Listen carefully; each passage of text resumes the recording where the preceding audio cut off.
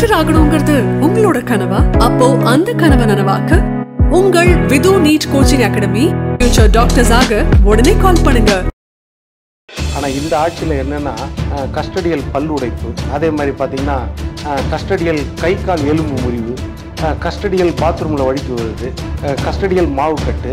Bathroom வழுக்கி விடுறது கடந்த ஆட்சியில் இருந்துச்சு. இல்லை இந்த ஆட்சியில் தான் 300 4 வருஷத்தில் 300 பேர் வந்து இந்த ஆட்சி. அதை பார்த்தா நீதிமன்றமே இப்போ ஒரு கேள்வி இருக்குது. ஏன்னா போலீஸ் ஸ்டேஷனில் பாத்ரூம் இருக்குது, கைதி மட்டும் விசாரணை கைதி மட்டும் கை கால் முறியுது, ஆனால் போலீஸ்காரங்களுக்கு முறிய மாட்டேங்குது அந்த பாத்ரூமில். 27ஆம் தேதி புகார்ன்றீங்க, எஃப்ஐஆர் இல்லை, எதுவுமே இல்லை. இல்லாமல் ஒரு சிறப்பு காவல் படை, யாருடைய அதிகாரத்தில் சிறப்பு காவல் படை வர முடியும்? ஒரு சிறப்பு காவல் படை இப்போ நீங்கள் நிஜந்தனோ வில்சனோ போய் ஒரு 5 சவரன் 10 சவரன் காணும்னு சொன்னால் நம்மளுக்கு அதிகபட்ச விசாரணை யாராக இருக்கும்? கிரைம் பிரான்ச்சில் ஒரு எஸ்ஐ விசாரிப்பார், அவ்வளோதானே இருக்கும். இது எப்படி எஸ்பி லெவலுக்கு வரைக்கும் போச்சு? வேலை வழங்குறது நிவாரணம்லாம் இந்த நேரத்தில் அது பேசவே கூடாது. ஏன்னா அதெல்லாம் இப்போ முக்கியமா? அது என்னது? ஒரு வகை சமரசம் தானே அது. ஒரு விபத்தில் ஒன்று நடந்துருச்சு, நீங்கள் சொல்கிற நிவாரணம் கொடுக்கணும். இது பிளான் பண்ணி அப்புறம் அந்த இடத்துல போய் நான் நிவாரணம் உடனடியாக வேலை, அரசு வேலைன்னா என்ன அது?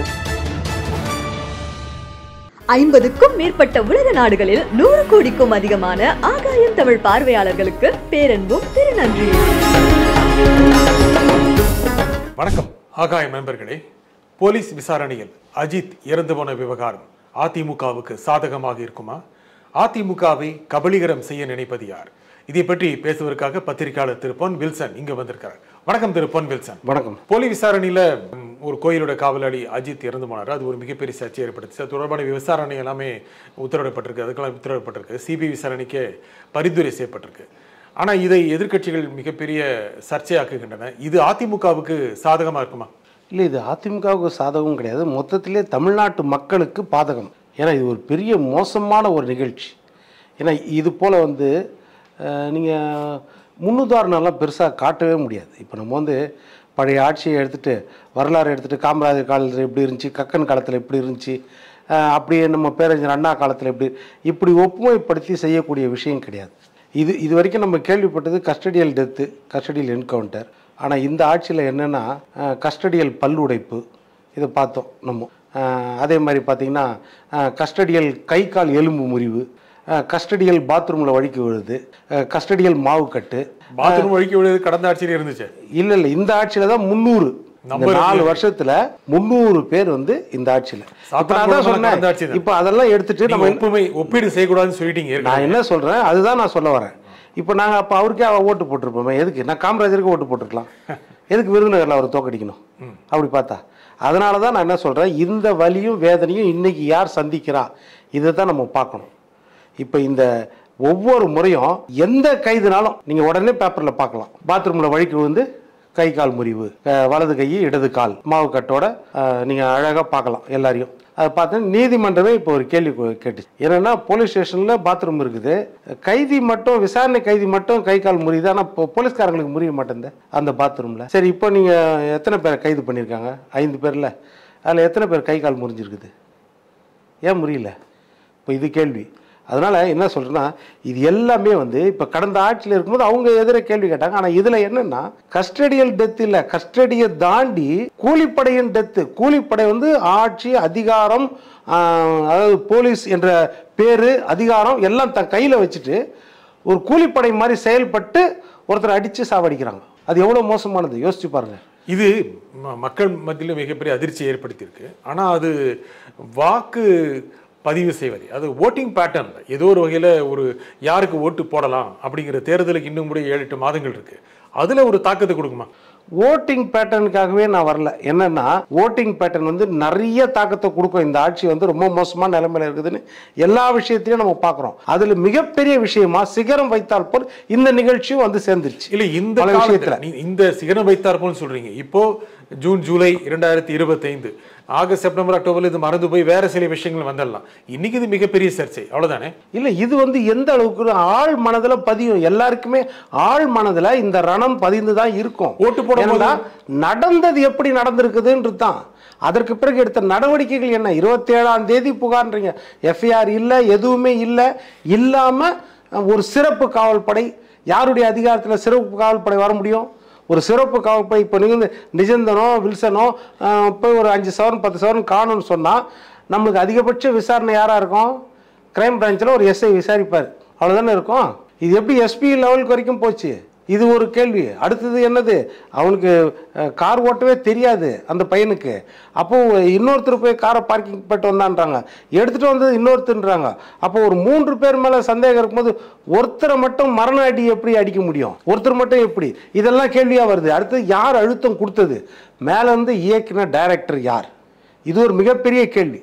அதாவது நீங்கள் சொல்கிற கஸ்டடியல் டெத்தோ இல்லை என்கவுண்டரோ இல்லை மாவு கட்டோ நீங்கள் வந்து கடந்த ஆட்சியில் சொல்லுவீங்க. ஆனால் இதில் என்ன அப்படின்னா, மேலே இருந்து அழுத்தம் கொடுத்த டைரக்டர் யார், இயக்குனர் யார்? இது ஒரு கேள்விக்குறியில. இது எதிர்கட்சிகளுக்கு விமர்சனம் செய்வதற்கான ஒரு ஆயுதமா இப்போ இருக்கிற சமயத்தில் இன்னும் ஒரு 3-4 மாசத்துல அது மழுங்கி போயிரும்ல. எதிர்கட்சிகள் நீங்க இது அரசியலா பார்க்கலாம். இல்லை, இது அரசியலாகவே பார்க்கக்கூடாது. ஏன்னா இது நம்ம அரசியலாக எடுத்தோம்னா சீப்பாக போயிடும். இப்போ அரசியலாக நீங்கள் எடுக்கணும்னா நீங்கள் ஒன்று சொல்லலாம், திமுக கூட்டணியில் இருக்கிற கட்சிகள் யார் யார் எதிர்த்திருக்கிறா, இதை வரிசைப்படுத்தி சொல்லுங்க. இந்த விஷயம் எந்த அளவுக்கு வீரியத்தோடு எதிர்த்திருக்காங்க, எதிர்க்கல. அப்போ அது அரசியலாது. அப்போ அரசியல்னா அவங்க வந்து இவங்க வந்து எதிர்கட்சி வரிசையில் இருக்கிறவங்க வந்து எடுத்து சொல்ல வேண்டிய கடமை இருக்குது. அதே மாதிரி கூட்டணி கட்சியில் இருக்கிறவங்களும் மக்கள் பிரச்சனையை எடுத்து சொல்ல வேண்டிய கடமை. இது வந்து அரசியலுக்கு ரொம்ப அப்பாற்பட்ட ஒரு விஷயம். இப்போ நீங்கள் அரசியல் பேசுனா, இப்போ கஞ்சா கடத்தல், போதை கடத்தல், அதை பேசலாம், டாஸ்மாக் ஊழல் அதை பேசலாம், மற்றதெல்லாம் அரசியலில் பேசலாம். இது வந்து அரசியலுக்கு அப்பாற்பட்டு மாநில அரசு என்ன செய்கிறது அப்படின்ட்டு தான். 30ஆம் தேதி கோர்ட்டில் கேஸ் நடக்கும்பொழுது காலையில் ஹியரிங், 1ஆம் தேதியாக ஹியரிங் வரும்பொழுது டிஎஸ்பி சஸ்பெண்ட் செய்யப்படுகிறார். அது நீதிபதியே கேட்குறாரு, டிஎஸ்பி இந்த நேரத்தில் சஸ்பெண்ட். ஒரே ஒரு வார்த்தை தான் நீதிபதி சொன்ன வார்த்தைகள், 2 நீதிபதியும் சொன்ன வார்த்தைகள். அதாவது ஒரு மாநிலம் தன் குடிமகனை கொலை செய்துள்ளது. இதை விட ஒரு வார்த்தை, கடினமான வார்த்தை யாராவது பயன்படுத்த முடியும்? ஒரு மாநில அரசு, ஒரு மாநில அரசு தான், மாநிலம் தன் குடிமகனை கொலை செய்துள்ளது. இது எந்த அளவுக்கு மோசமா இருக்குது? இதோட வீரியம் எந்த அளவுக்கு இருக்கும்? இந்த மாதிரி பல விஷயம், நீங்களும் பல விஷயங்கள் இதில் ஒரு வரிசைப்படுத்தினீங்க. முக்கியமாக போதைப் பொருள் தொடர்பாக, கஞ்சா கடத்தல் எல்லாமே சொன்னீங்க. ஆனால் ஒரு தேர்தல் என்று வரும்பொழுது இதெல்லாம் புறந்தள்ளிவிட்டு அப்பொழுது இருக்கின்ற பிரச்சனை என்ன, முக்கியமாக வாழ்வாதார பிரச்சனை என்ன, இதுதான் மக்கள் மனதில் சென்று சேரும். அதில் இது தாக்கத்தை ஏற்படுத்துமா? எல்லாத்தையும் விட இது மிகப்பெரிய தாக்கத்தை ஏற்படுத்தும். ஏன்னா இது வந்து உயிருக்கே அச்சுறுத்தி. அதாவது நம்மளுக்கு உச்ச நீதிமன்ற நீதிபதி, இந்தியாவின் முதல் குடிமகன்னா குடியரசுத் தலைவர், அவருக்கு கூட இல்லாத ஒரு அதிகாரம் யார் கையில் இருக்குதுன்னா காவல்துறை கையில். நம்ம சட்டம், அண்ணல் அம்பேத்கர் எழுதிய சட்டமோ இல்லைன்னா இன்னைக்கு வந்துக்கிற BNS சட்டமோ என்னன்னா, அந்த காவல்துறைக்கு ஒன்று கொடுத்துருக்காங்க, you can use minimum force. அந்த அதிகாரம் உச்சநீதிமன்ற நீதிபதி கூட கிடையாது. அப்போது அந்த அதிகாரத்தை எந்த அளவுக்கு தவறாக இவங்க பயன்படுத்தியிருக்காங்க அப்படின்றது.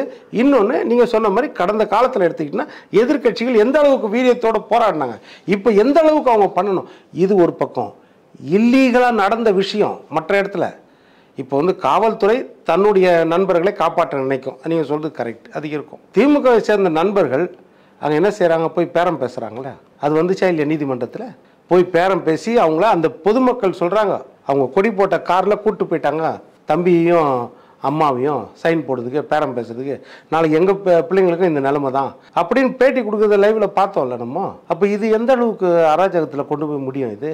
அப்போ இது வந்து எதிர்ப்பு குரலை சம்பாதிக்கும். இப்போ நீங்கள் சொல்கிறது, அதாவது நம்ம ஓட்டு விஷயத்துக்கே நான் வரல, அது நம்ம வீட்டில் நடந்திருந்தா எப்படி, உங்கள் வீட்டில் நடந்திருந்தா எப்படி, அப்போ நம்ம இதை எப்படி நம்ம எடுப்போன்றது தான் இது கணக்கு. தனி மனிதருக்கான பாதிப்பு நிச்சயமா இருக்கிறது. தனி மனிதர் அவரை சார்ந்தவர்களுக்கான பாதிப்பு, ஒட்டுமொத்த மாநிலத்தையே, மக்கள் தொகையே, ஓட்டு போடும் மக்களையே இது தாக்கம் கொடுக்குற அளவுக்கு ஒரு விஷயம் தானே. ஹென்றி டிபன் என்ன பேசினார் இன்னைக்கு வழக்கறிஞர் நீதிமன்றத்தில்? எல்லா இடத்துலையும் இது நடக்குது, ஒரு இடத்துல தெரிஞ்சிருக்குது, இது கொலைக்கு போய் முடிஞ்சதாலும் தெரிஞ்சிருக்குது, எல்லா இடத்துலையும் இந்த அட்டூழியங்கள் நடக்கத்தான் செய்யுது. ஏனென்றா இன்னைக்கு நிஜந்தன் மேலே தவறோ இல்லை வில்சன் மேலே தவறோ அப்படின்னா உங்கள் மேனியை என் நகம் கூட தொடாமல் உங்ககிட்ட உண்மையை வர வைக்கக்கூடிய மெத்தட்ஸ் எல்லாம் இன்னைக்கு இருக்குது, சயின்டிஃபிக் மெத்தட்ஸ். நீங்கள் அந்த 3ஆம் கட்ட 4ஆம் கட்ட மெத்தடை நீங்கள் பயன்படுத்த வேண்டிய அவசியமே கிடையாது. இன்றைக்கி அத்தனை மெத்தட் இருக்குது, அட்வான்ஸ்டு மெத்தட் இருக்குது. அப்படி இருக்கும்போது இந்த அளவுக்கு 44 இடங்களில் காயம். நீதிபதி சொல்கிறார், அந்த ரிப்போர்ட்டை பார்த்தா, ராஜாஜி மருத்துவமனை டீன் கொடுத்த ரிப்போர்ட்டை பார்த்தா, அவன் உடம்புல வந்து எந்த பாகத்தையும் விட்டு வைக்கல. இது எவ்வளோ கீழ்த்தரமானது. அடுத்தது மிளகா பொடியை கண்ணிலையும் ஆசன வாயிலையும் மூக்குலேயும் வாயிலையும் தூவிடுது. இது எந்த அளவுக்கு எந்த டிகிரியில் இது சேர்ப்பீங்க? மனித மிருகத்தை விட மோசமான நிலைமையில் இது. நீங்கள் சொன்னீங்க திமுக கூட்டணி கட்சிகள்லாம் கண்டிச்சாங்களா அப்படின்னு. அரசு நடவடிக்கை எடுத்திருக்கு. முக்கியமாக அதிகாரிகள் இடமாற்றம் செய்யப்பட்டிருக்கிறார்கள், சம்பந்தப்பட்ட காவல்துறையினர் கைது செய்யப்பட்டிருக்கிறார்கள், அதுக்கப்புறம் சிபிஐ விசாரணைக்கு உத்தரவிடப்பட்டிருக்கிறது, நிவாரணம் வழங்கப்பட்டிருக்கிறது, பாதிக்கப்பட்ட மறைந்து போன அஜித்துடைய சகோதரருக்கு வேலை வழங்கப்படுகிறது. இதெல்லாம் அரசு எடுத்த நடவடிக்கை தானே? இந்த வேலை வழங்குறது நிவாரணம்லாம் இந்த நேரத்தில் அது பேசவே கூடாது. ஏன்னா அதெல்லாம் இப்போ முக்கியமா? அது என்னது, ஒரு வகை சமரசம் தானே. அது ஒரு விபத்தில் ஒன்று நடந்துருச்சு, நீங்கள் சொல்கிற நிவாரணம் கொடுக்கலாம். இது பிளான் பண்ணி அப்புறம் அந்த இடத்துல போய் நான் நிவாரணம் உடனடியாக வேலை, அரசு வேலைன்னா என்ன? அது கொடுக்கறது சமரசத்துக்கு, ஒரு வகையில் சமரசத்துக்கு செய்கிற மாதிரி தானே அர்த்தம். அது ஒரு பக்கம். சமரசம் எப்படி நீங்கள் செய்வீங்க இந்த மாதிரி தகராறுல? நான் என்ன சொல்கிறேன், இப்போ 5 பேர் பிடிச்சிட்டிங்களே, எந்த காவல்துறை அதிகாரி தண்டிக்கப்பட்டிருக்கிறார்? அது விசாரணை இருக்கு, சிபிஐ விசாரணைக்கு உத்தரவிடப்பட்டிருக்கு. இந்த 5 பேர் கைது விசாரணைக்கு அப்புறம் பண்ணிருக்கலாம்ல. அப்போ எதுக்கு 5 பேர் கைது மட்டும்? அப்போ கடைநிலை ஊழியர்கள்னா அவங்க தான் பகடைக்காய், அவங்க தான் பலிகடா, அதுதானே. இந்த விஷயத்தை பொறுத்த வரைக்கும் நம்மளுக்கு தெரியும், மேலிடத்தின் உத்தரவின் பிரகாரம் தான் நடந்திருக்குது. அப்போ அதனால வெளிப்படையாக தெரியுது. இது 2 நிமிஷம் அம்மா சிடிஆர் காப்பி எடுக்கிறதுக்கு அந்த நிகிதான் கம்ப்ளைண்ட் பண்ணாங்களா, அவங்கள விசாரிச்சாங்களா, எங்கே தான் அவங்க நகையை உண்மையில் தொலைச்சாங்கன்னு அவங்களுக்கு இன்டர்வேஷன் பண்ணாங்களா? சரி, அவங்களுக்கு யார் உத்தரவு கொடுத்தது? எந்த அளவுக்கு, இந்த அளவுக்கு அழுத்தம், மரணாடி அடிக்கிற அளவுக்கு அழுத்தம் கொடுக்குற அளவுக்கு எந்த செல்வாக்கு அவங்களுக்கு இருந்துச்சு? அவங்கள செல்ஃபோனை வச்சு சேஸ் பண்ணாங்களா? யாருக்கெல்லாம் அவங்க ஃபோன் பண்ணி சொன்னாங்கன்னு? இல்லைனா அந்த அதிகாரி யாருக்கு வந்துச்சு, டிஎஸ்பிக்கு வந்துச்சா, எஸ்பிக்கு வந்துச்சா ஃபோனு, அவங்களுக்கு சேஸ் பண்ணாங்களா? நான் என்ன சொல்கிறேன், மேலிடத்தில் நீங்கள் ஐபிஎஸ்ஓ ஐஏஎஸ்ஓ இந்த ரேங்கை பொறுத்த வரைக்கும் தலைமை கேடரில் நீங்கள் தண்டனை கொடுத்தீர்கள்னால்தான் கீழே வரைக்கும் அந்த பயம் இருக்கும். அப்படிங்கிறது முக்கியம். கூட்டணி பற்றி சொன்னீங்க, எதிர்கட்சிகள் இதை அரசியலாக்கலாம், அரசியலாக பார்க்கக்கூடாது அப்படின்னு சொன்னீங்க. கடந்த சில நாட்களாக எதிர்கட்சி தலைவர் அதிமுகவுடைய பொதுச் செயலாளர் திரு எடப்பாடி பழனிசாமி பயணம் போயிட்டுருக்காரு, சுற்றுப்பயணம் போயிட்டுருக்காரு. இது ஒரு அரசியல் ரீதியான ஒரு தாக்கத்தை கொடுக்குமா? அது ஒரு லாபத்தை கொடுக்குமா? இல்லை, இது லாப நஷ்ட கணக்காக சொல்ல, இயற்கையாகவே திமுக அரசாங்கத்தின் மேலே மிகப்பெரிய அதிருப்தி தொடர்ந்து இருக்குது. இன்னைக்கு நேற்று இல்லை, அவர் 2023 சட்டமன்றத்தில் அந்த செந்தில்குமார் நினைக்கிறேன் கள்ளக்குறிச்சி அங்கே சிட்டிங் எம்எல்ஏவாக இருக்கிறவே கவன ஈர்ப்பு தீர்மானம் நோட்டீஸ் கொடுத்தாரா இல்லையா? எங்கள் ஏரியாவில் மரணங்கள் ஏற்பட வாய்ப்பு இருக்கிறது, அது போதைப் பொருளும் விற்கிறாங்க, தயவுசெய்து தடை பண்ண, இதை கவனம் ஈர்ப்ப எடுத்துக்கணும்னு அது எடுக்கல. அதற்கு பிறகுதான் அந்த மரணங்கள் நடந்துச்சு. அன்னைக்கு அதை எடுத்திருந்தா அந்த உயிர்கள் காப்பாற்றப்பட்டிருக்கும்ல. இது போல நிறைய விஷயங்களை முன்கூட்டியே அவர் சொன்னார். சொன்ன விஷயங்கள் எல்லாம் ஒவ்வொன்றுலையும் போராட்டத்தை அறிவிக்கிறார், ஆர்ப்பாட்டத்தை அறிவிக்கிறார். இப்போ அதெல்லாம் மக்கள் குறைகளை, மக்கள் பிரச்சனையை சொல்றது. இது உயிருக்கு ஆபத்து. காவல்துறையில் நிறைய இந்த மாதிரி கருப்பு ஆடுகள் இருக்கிறார்கள், அந்த எண்ணம் வந்துடுது மக்கள் மத்தியில். இந்த நிகழ்ச்சியிலும் கருத்தில் கூறிய திரு பொன் வில்சன் மிக்க நன்றி. நன்றி. மீண்டும் ஒரு நிகழ்ச்சியை சந்திப்போம். நன்றி, வணக்கம். டாக்டர் ஆகணுங்கிறது உங்களோட கனவா? அப்போ அந்த கனவை நனவாக்க உங்கள் Vidhu NEET coaching academy future doctors ஆக உடனே கால் பண்ணுங்க.